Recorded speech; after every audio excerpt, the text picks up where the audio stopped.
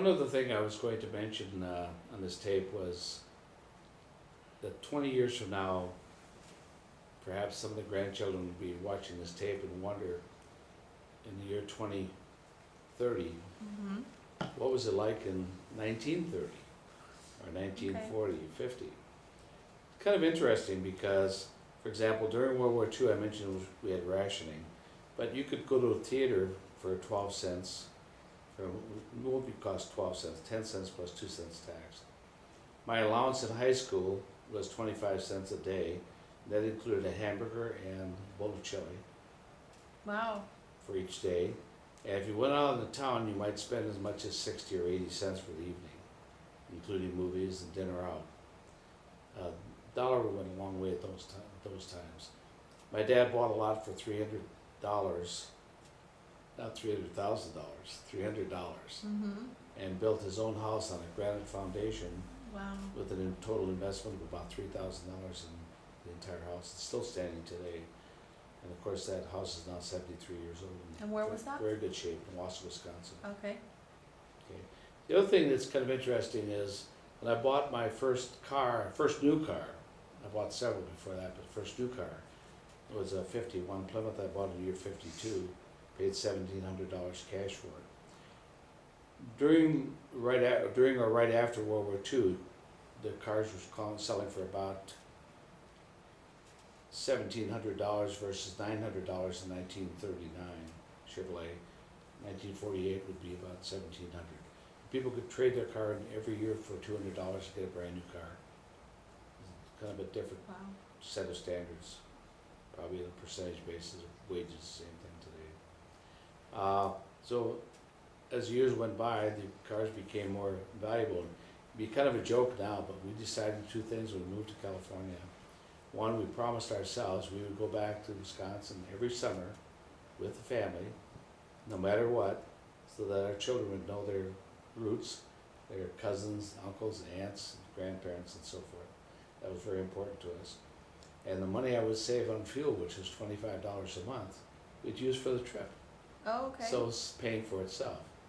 When I buy a new car, I would start to set aside the amount of depreciation in a bank account the first month, really? so that when the car wore out, I had the money there ready to replace it anytime. So it was a self-administered depreciation. Okay. And in those days, it was $25 a month. And now you've kept most of your cars though, right? In the last 25 years? There or was so? there was a time when I had 80% of all the cars I ever owned, Wow. but that's several years ago. I recently let go of my '73 Chevrolet, which I bought during the Carter gas lines in 1974. I remember. If by now you probably figured out that I'm an independent thinker, and I don't necessarily do things just because somebody else does it that way. And I'm a contrarian also. Time to buy stocks when they're low, not when they're high. People do the opposite in most cases. So during the period of 1973-4, we called the Carter gas lines. There was an abundance of gasoline in this country. If you went to any farm community, you'd get all the gas you wanted.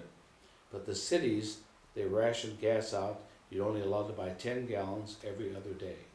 You were either odd or even on your license plate. Odd number or even number determine what day you're allowed to buy gasoline. People wait 2 or 3 hours in line to buy gas.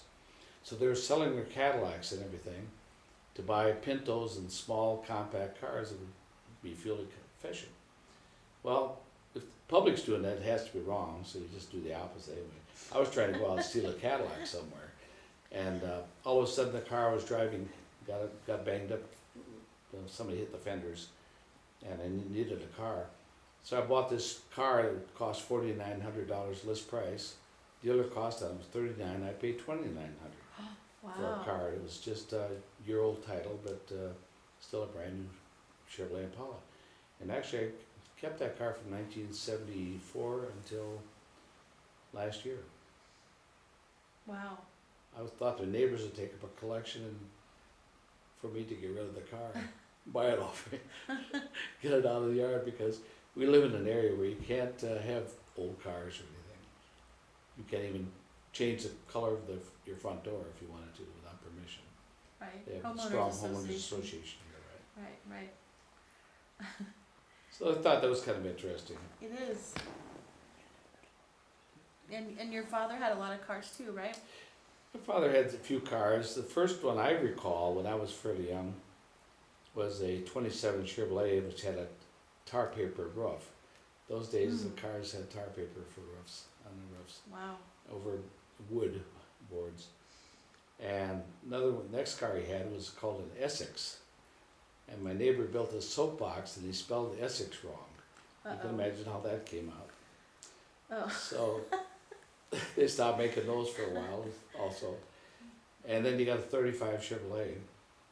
And that car had knee action front, so it rode very well, but you couldn't keep the darn car in alignment. Tires would not keep alignment very long.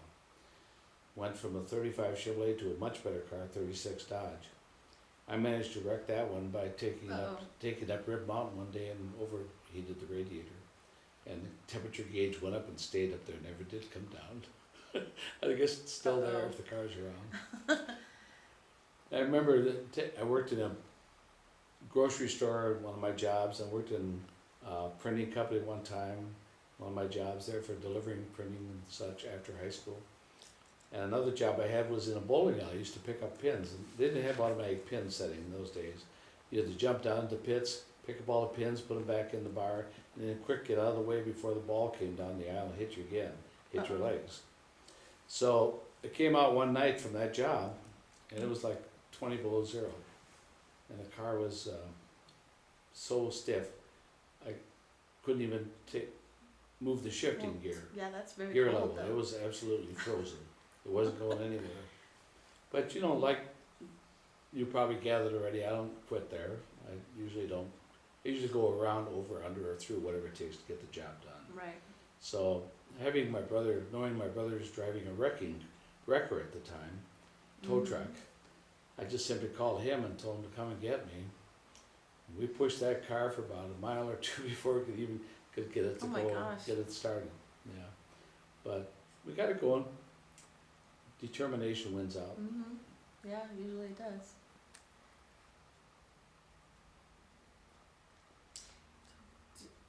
I really don't have any other comments, I don't think, but I thought it was kind of interesting that during World War II, for example, my dad was making 60 cents an hour.